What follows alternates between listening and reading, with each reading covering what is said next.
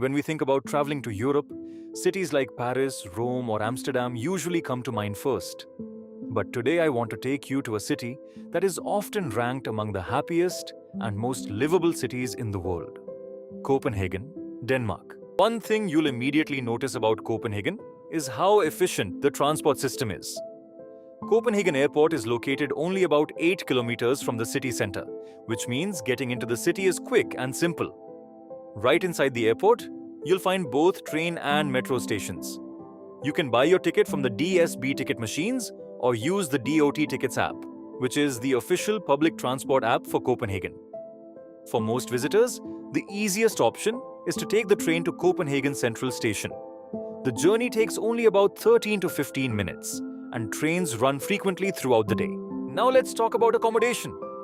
Copenhagen is known to be one of the more expensive cities in Europe, so choosing the right place to stay is important.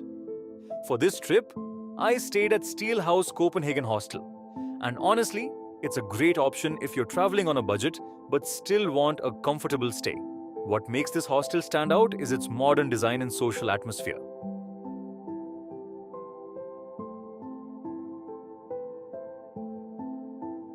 One of the best ways to understand Copenhagen is simply walking around the city. In the morning, the streets feel calm and relaxed. But there is one thing you will notice everywhere: bicycles. Copenhagen is consistently ranked as one of the most bicycle-friendly cities in the world. People here cycle to work, to school, and even for everyday errands.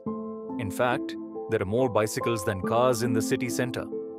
Because of this cycling culture, the city feels cleaner, less noisy, and surprisingly peaceful. It's a small detail, but it tells you a lot about how this city is designed for people.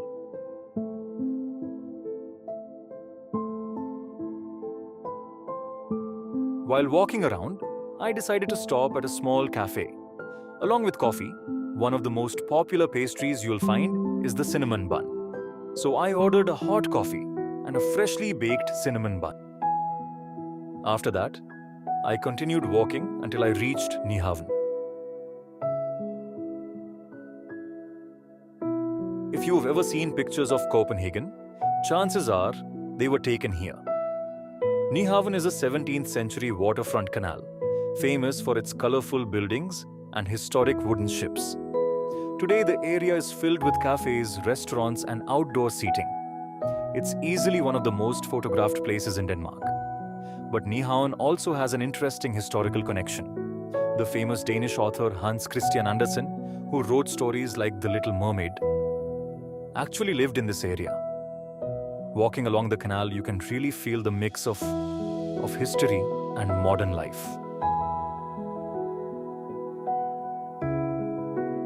While walking towards the next attraction, I came across a small, cozy place and decided to try one of Denmark's traditional foods, smørrebrød.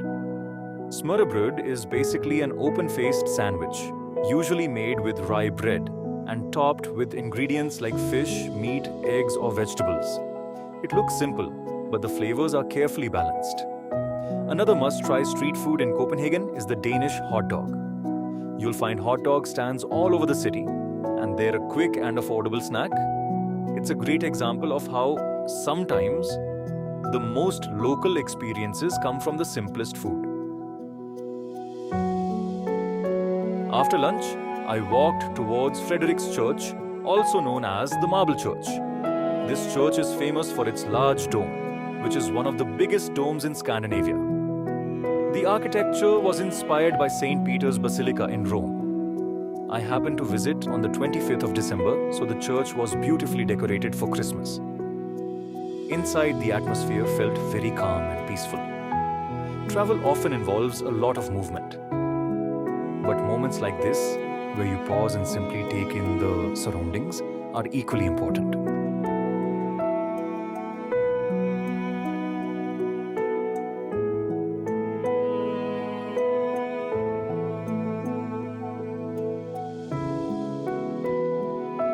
From the church, it's only a short walk to Amalienborg Palace.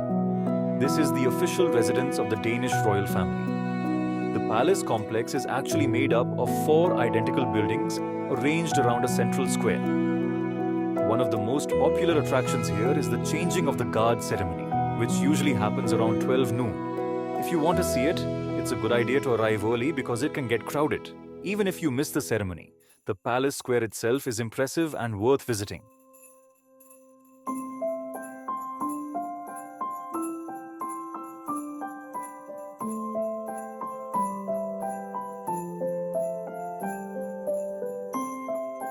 Next, I walked along the waterfront towards one of Copenhagen's most famous landmarks, the Little Mermaid Statue. The statue is based on the fairy tale written by Hans Christian Andersen. One interesting thing is that the statue is actually much smaller than most visitors expect. But despite its size, it has become one of Denmark's most recognized symbols. You'll usually find tourists patiently waiting their turn to take a photo with it.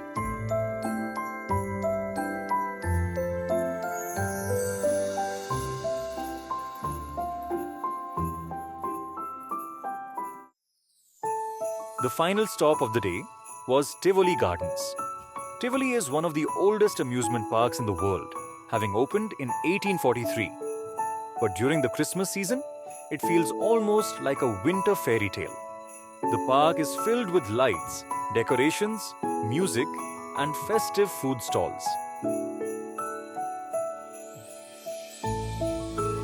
Entry tickets usually cost around 155 to 175 Danish kroner. And if you want to enjoy the rides, you can buy a separate ride pass.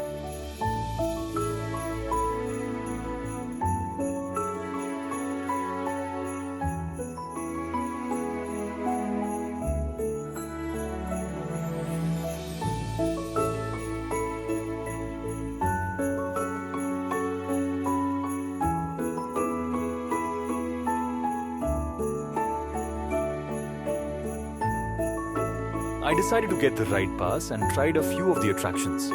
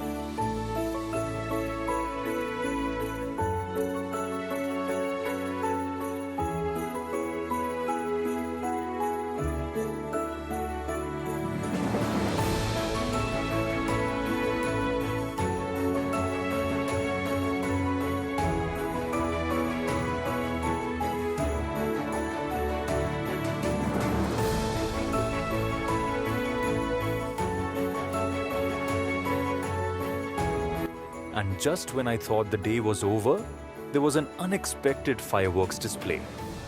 Watching fireworks, surrounded by Christmas lights and music, felt like the perfect way to end the day. So if you're planning a trip to Copenhagen, here are a few quick tips. Copenhagen can be expensive, so plan your budget in advance. Use public transport or walk the city is very well connected. If you enjoy cycling, renting a bike is a great way to explore the city. During winter, daylight hours are shorter, so start your sightseeing early. Copenhagen might not be the loudest or most dramatic city in Europe, but what makes it special is its balanced, clean streets, thoughtful design, good food, and a relaxed pace of life. And sometimes that's exactly what makes a place memorable. If you're planning to visit Copenhagen, I've added some food and travel recommendations in the description below. And if you enjoyed this video, don't forget to like, subscribe, and I'll see you in the next journey.